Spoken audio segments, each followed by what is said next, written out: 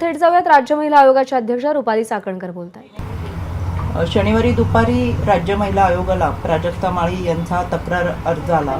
यामध्ये त्यांनी गेल्या 1.5-2 महिन्यामध्ये वेगवेगळ्या यूट्यूब्स असतील, त्याचबरोबर पेज असतील आणि काही अश्लील आणि अश्लाघ्य भाषेमधले कमेंट्स असतील, याची नोंद करत राज्य महिला आयोगाकडे तक्रार दिली आणि त्यामध्ये सांगितलं की या तक्रारींमुळे आणि ज्या पद्धतीच्या कमेंट्स केले त्याच्यामुळे त्यांच्या वैयक्तिक आयुष्यावरती, त्यांच्या करिअरवरती त्याचा परिणाम तर होतोच आहे, पण अतिशय वेगळ्या पद्धतीने जी विधानं केली गेली त्याच्यामुळे चारित्र्य हनन करत खऱ्या अर्थानं याचा प्रचंड मनस्ताप पूर्ण कुटुंबाला देखील होतं।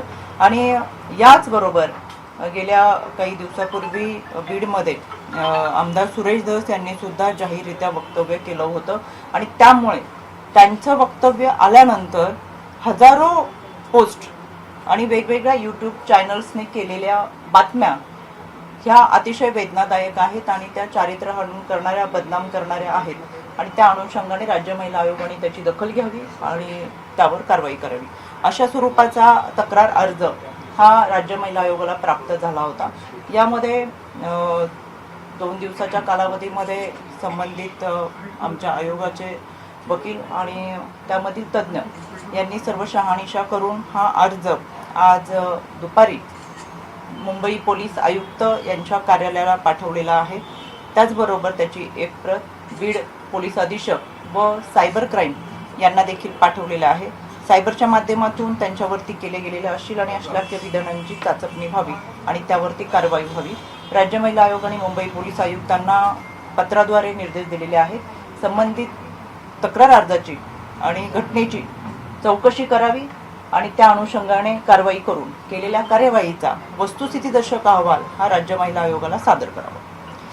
या अनुषंगाने खरं तर ही एक बाजू की प्राजक्ता माळी हे एक निमित्त आहे, पण गेले 3 वर्षाच्या कालावधीमध्ये राज्य महिला आयोगामध्ये काम करत असताना अनेक तक्रारी सोशल मीडियाच्या माध्यमातून झालेली बदनामी, त्या माध्यमातून पूर्ण कुटुंब जे उद्ध्वस्त होतात आणि या सोशल मीडियामुळे फोटोमॉर्फी असेल, फसवणूक असेल आणि वाढलेली गुन्हेगारी असेल, अशा अनेक तक्रारी आमच्याकडे येतात आणि म्हणून या तक्रारीसाठी मला आवर्जून असं वाटलं की तुमच्या सगळ्यांशी बोलावं।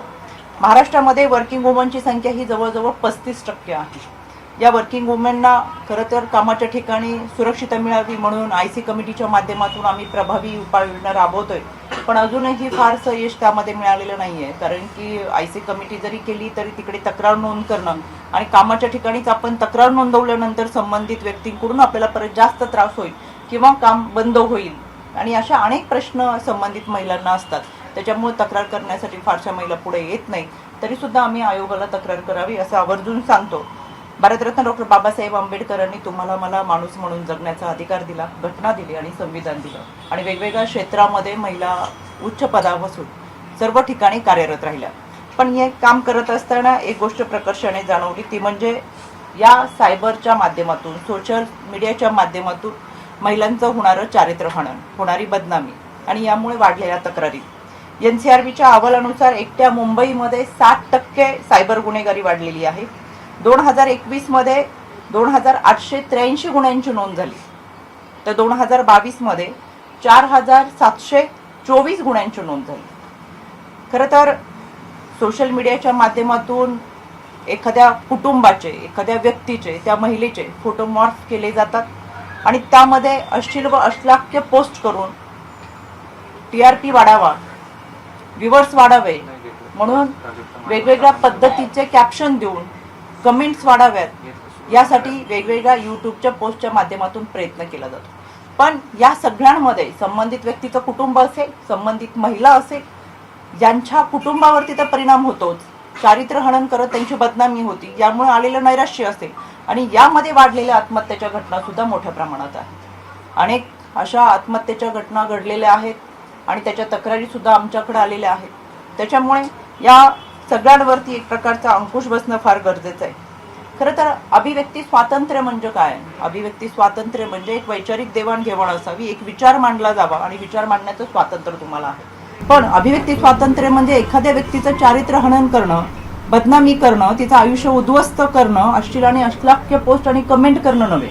आणि म्हणून याच्यावरती खऱ्या अर्थानं सायबरच्या माध्यमातून कारवाई करावी अशा सूचना केवळ प्राजक्ता माळींची तक्रार अर्ज आला म्हणून नाही, तर गेले अनेक महिन्यांपासून आम्ही हे करतोय.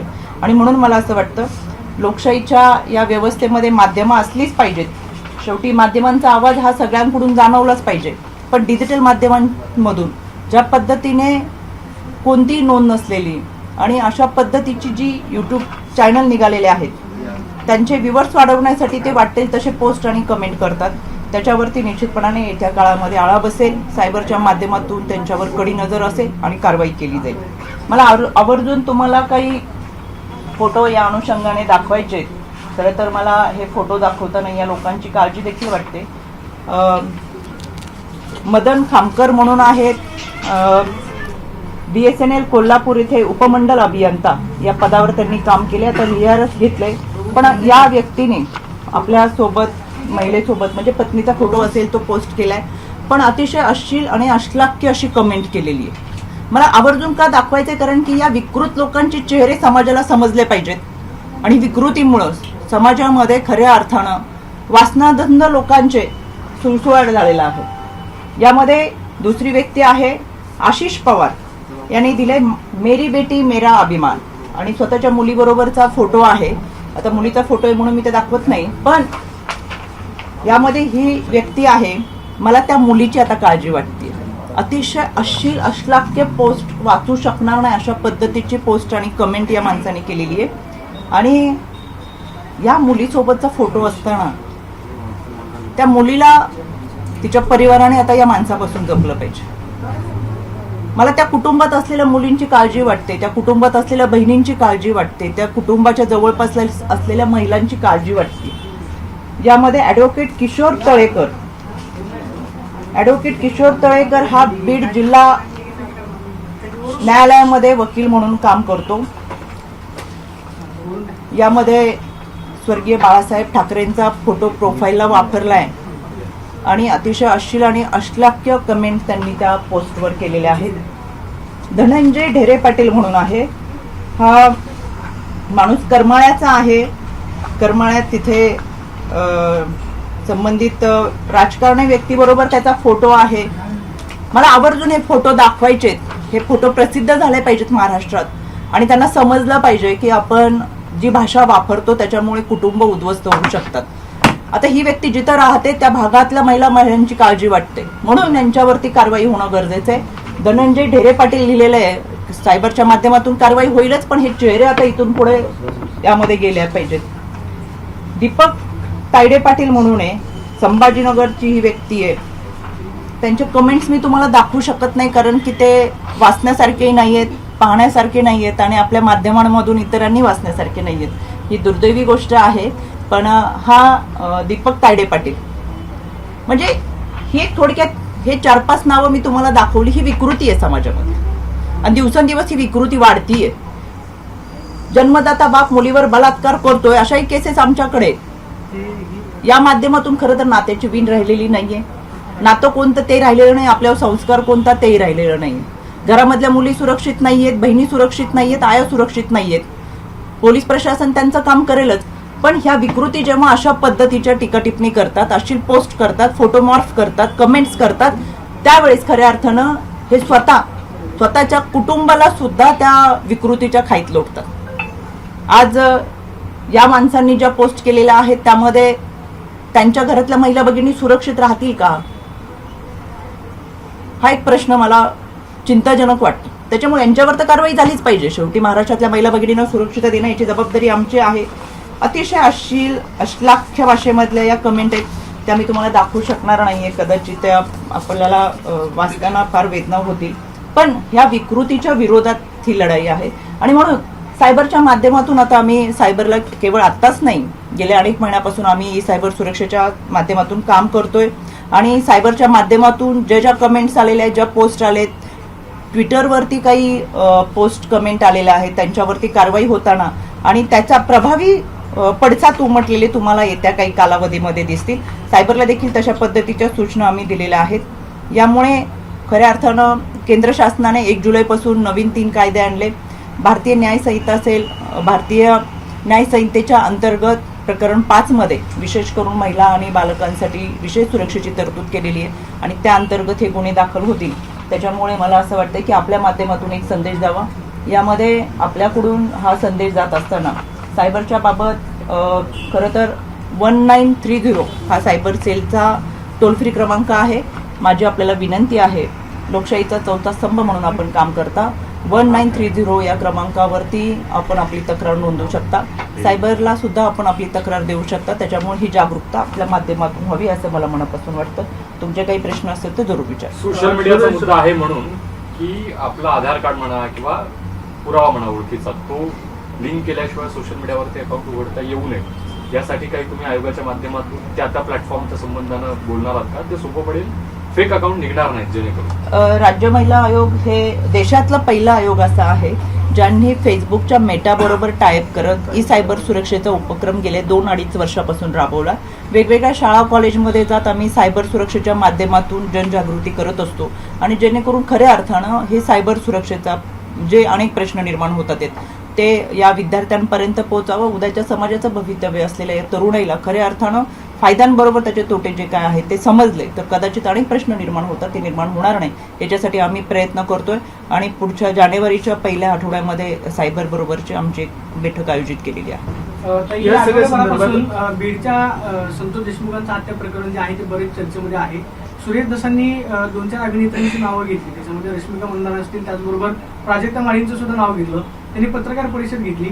सुरेश दसांच्या बाबत आपण काय कारवाई करणार आहात का? म्हणजे त्यांना काय तुम्ही कोणत्या उद्देशाने हे वक्तव्य केलं त्या संदर्भातला खुलासा मागितलाय? मी सुरुवातीलाच आपल्याला सांगितलं की जी तक्रार आमच्याकडे येते त्या तक्रारी आम्ही लवकरात लवकर निकालात काढण्याचा प्रयत्न करतो किंवा संबंधित विभागाकडे देतो. प्राजक्ता माळी यांची जी तक्रार अर्ज आमच्याकडे प्राप्त झाला होता त्या अनुषंगाने आम्ही हा तक्रार अर्ज आज मुंबई पोलीस आयुक्तांकडे पाठवलेला आहे. त्याची एक प्रत ही बीड पोलीस अधीक्षक आणि सायबरकडे पाठवलेली आहे, ज्या अनुषंगाने संबंधित विभागाने त्यांची चौकशी करावी आणि चौकशीचा वस्तुस्थितीदर्शक अहवाल हा राज्य महिला आयोगाला सादर करावा. मात्र आपण काय याच्यामध्ये दखल घेतली? सुरेश दसांना राज्य महिला आयोगाकडून काय नोटीस पाठवली जाणार आहे का? म्हणजे कोणत्या उद्देशानं? आमच्या आयोगाची प्रक्रिया असते. आमचा आयोग आणि सगळ्यात मोठा जो अधिकार आम्हाला मिळालाय तो दिवाणी न्यायालयाचा आहे. न्यायालयीन प्रक्रिया म्हणून आम्ही या सगळ्या कामकाजामधून जात असतो. याच्यामध्ये जी घटना ज्या भागामध्ये घडली त्याचे व्हिडिओ असतील, ऑडिओ असतील आणि ती सगळी शहाणीच्या हे संबंधित पोलीस करत असतात आणि आम्हाला अहवाल कळवत असतात. त्याच अनुषंगाने पुढील कारवाई जी काही असेल ती होईल. प्राजक्ता माळींनी पत्रकार परिषदेमध्ये म्हणजे अक्षरशः त्या रडल्या की अशा वक्तव्यानं महिला अभिनेत्रींचं करिअर जे आहे ते उद्ध्वस्त होऊ शकतं. तुम्ही त्यांना या प्रसंगामध्ये धीर म्हणून काय संदर्भात कॉल केला का किंवा काय त्यांच्याशी बोलणं झालंय का किंवा महिला आयोगाचे कोणते कर्मचारी त्यांच्याशी बोललेत की जेणेकरून त्यांचं मानसिक मनोधैर्य जे आहे ते खचणार नाही? याच्यामध्ये त्यांनी शनिवारी मेल केलेला आहे. माझ्याबरोबर त्यांनी संपर्क साधण्याचा प्रयत्न केला होता, पण त्याच दिवशी माझा जनता दरबार असल्यामुळे माझा आणि त्यांचा संपर्क होऊ शकला नाही. त्यांची तक्रार जी आमच्याकडे आली ती मेलद्वारे आलेली आहे. कदाचित त्यांनी माझ्या कर्मचाऱ्यांजवळ सांगितलेलं आहे की काय अध्यक्षांची जर भेट झाली तर मी जरूर भेट घेईल, पण माझा आणि त्यांचा याने काही संपर्क होऊ शकला नाही.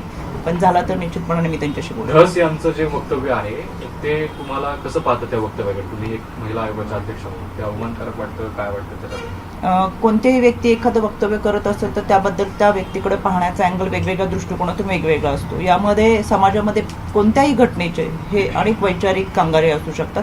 त्याच्यामुळे त्यांचं वक्तव्य कोणत्या उद्देशाने केलेलं आहे किंवा कशा पद्धतीने केलेलं आहे त्याचे ऑडिओ व्हिडिओ हे संबंधित पोलिसांना मिळतील, त्याचा तपास करतील आणि आमच्याकडे पाठवून देतील. त्यानंतर याबाबत जर मत काय आहे ते आम्हाला ठरवता येईल. करुणा मुंडेंनी पण या संदर्भात काही तक्रारी केलेल्या होत्या, त्याचा जरा पाठपुरावा कुठपर्यंत आलेला आहे त्या संदर्भात जरा तुम्ही अरुणजी फार विषय महत्वाचा आहे असं मला वाटतंय तुम्ही विचारलाय. करुणा मुंडेंच्या तक्रारी आमच्याकडे आल्या. त्याच्यामध्ये पहिली तक्रार होती ती येरवडा पोलीस स्टेशनच्या संदर्भात होती. त्याच्यात त्यांनी जी तक्रार दिली होती ती 29/9/2022 होती. ती दुसरी तक्रार होती ही संगमनेर पोलीस स्टेशनच्या हद्दीमधली होती. याच्यामध्ये गैरअर्जदार भारत संभाजीराजे भोसले आणि विद्या संतोष अभंग यांच्या विरोधात होती. ही तक्रार अशी होती की नवीन पक्ष स्थापन करायचा आहे त्या अनुषंगाने त्यांनी करुणा मुंडेबरोबर चर्चा करून काही एकत्रित इन्व्हेस्टमेंट करूयात पक्षासाठी, नवीन पक्षासाठी असं सांगून त्यांच्याकडून काही पैसे घेतले होते वगैरे, आणि त्या दोघांमध्ये पैशाचा व्यवहार झाला होता आणि नंतर ही फसवणूक झाली.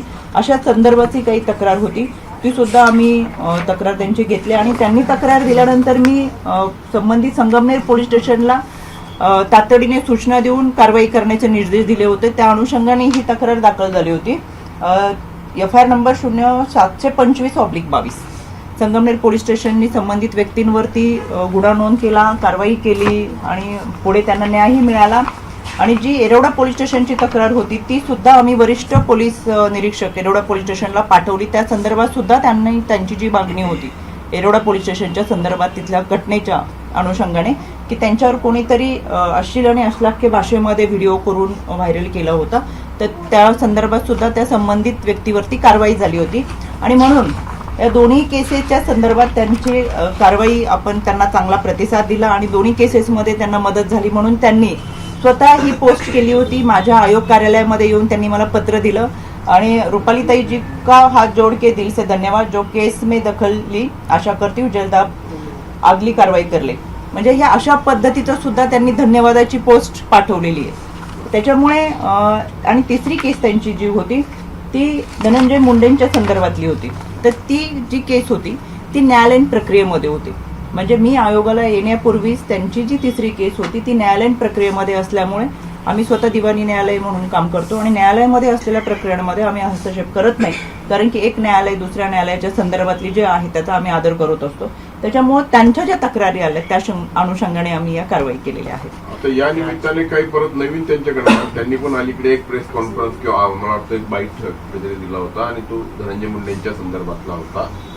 त्याचा उल्लेख प्राजक्ता माळींनी देखील केला, म्हणजे प्राजक्ता माळींविषयी देखील त्या बोलल्या होत्या. तर त्याचं काही नवीन आलेलं आहे का? काही अरुणजी आत्ताचं तर आमच्याकडे काही माहिती नाही.